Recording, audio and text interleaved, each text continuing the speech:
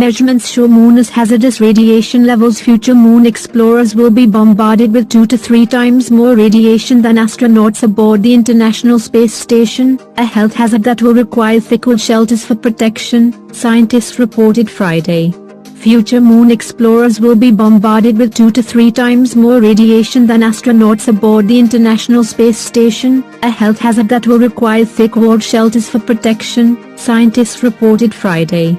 China's lander on the far side of the Moon is providing the first full measurements of radiation exposure from the lunar surface, vital information for NASA and others aiming to send astronauts to the Moon, the study noted. A Chinese-German team reported on the radiation data collected by the lander named Change 4 for the Chinese moon goddess in the US journal Science Advances.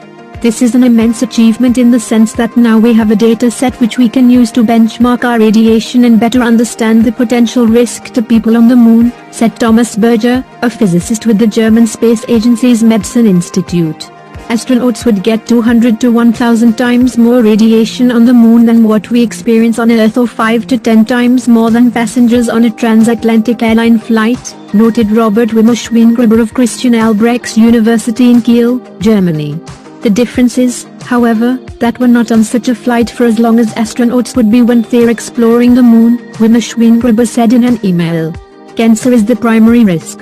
Humans are not really made for these radiation levels and should protect themselves when on the Moon, he added. Radiation levels should be pretty much the same all over the Moon, except for near the walls of deep craters, Wimmer-Schweingruber said. Basically, the less you see of the sky, the better. That's the primary source of the radiation, he said. Wimmer-Schweingruber said the radiation levels are close to what models had predicted. The levels measured by Change 4, in fact, agree nearly exactly with measurements by a detector on a NASA orbiter that has been circling the Moon for more than a decade, said Kerry Lee, a space radiation expert at Johnson Space Center in Houston.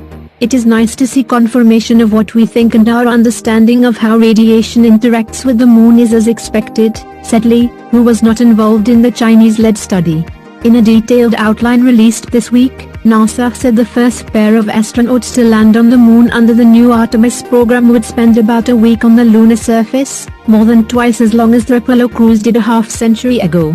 Expeditions would last 1 to 2 months once a base camp is established. NASA is looking to put astronauts on the Moon by the end of 2024, an accelerated pace ordered by the White House, and on Mars sometime in the 2030s. The space agency said it will have radiation detectors and a safe shelter aboard all Orion crew capsules flying to the Moon. As for the actual landers, 3 separate corporate teams are developing their own craft with NASA oversight. For the first Artemis moon landing, at least, the astronauts will live in the ascent portion of their lander. The German researchers suggest shelters built of moon dirt, readily available material for stays of more than a few days. The walls should be 80 centimeters, about 1/2 feet, thick, they said. Any thicker and the dirt will emit its own secondary radiation, created when galactic cosmic rays interact with the lunar soil. Please save the trees and nature. Please subscribe to our channel. Thank you.